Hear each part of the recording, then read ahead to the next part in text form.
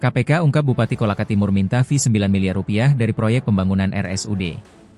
Komisi Pemberantasan Korupsi, KPK, membeberkan rincian dugaan aliran dana yang diterima oleh Bupati Kolaka Timur, Koltim, periode 2024-2029, Abdul Aziz, ABZ, terkait proyek pembangunan RSUD Kolaka Timur.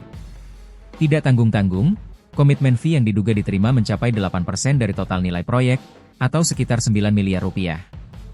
Hal ini diungkapkan oleh PLT Deputi Penindakan dan Eksekusi KPK, Asep Guntur Rahayu, dalam konferensi pers yang digelar di Gedung Merah Putih, Jakarta, Sabtu, 9 Agustus 2025, dini hari. Abdul Aziz ditetapkan sebagai tersangka bersama 4 orang lainnya setelah KPK melakukan serangkaian kegiatan operasi tangkap tangan, OTT, pada 7-8 Agustus 2025. Dari nilai proyek pembangunan RSUD Kabupaten Kolaka Timur sebesar 126,3 miliar rupiah, KPK menemukan adanya dugaan permintaan komitmen fee sebesar 8% atau sekitar 9 miliar rupiah, ujar Asep Guntur Rahayu. Asep menjelaskan, modus operandi korupsi ini telah dirancang sejak awal proses lelang. Uang fee tersebut diduga mengalir secara bertahap kepada Bupati Koltim melalui perantara.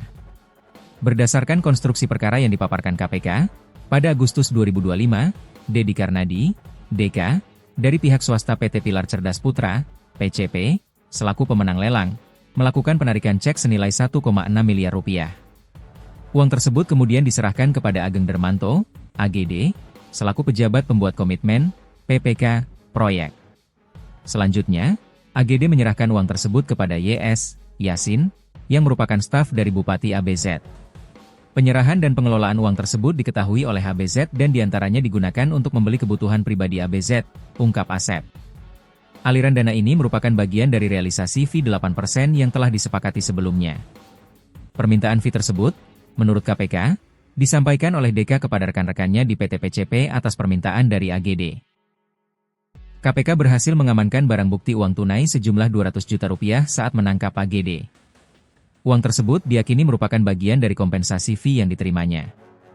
Proyek peningkatan RSUD Kolaka Timur dari tipe D menjadi tipe C ini sejatinya merupakan bagian dari program prioritas nasional dan salah satu quick wins Presiden di sektor kesehatan, yang sumber dananya berasal dari dana alokasi khusus, DA.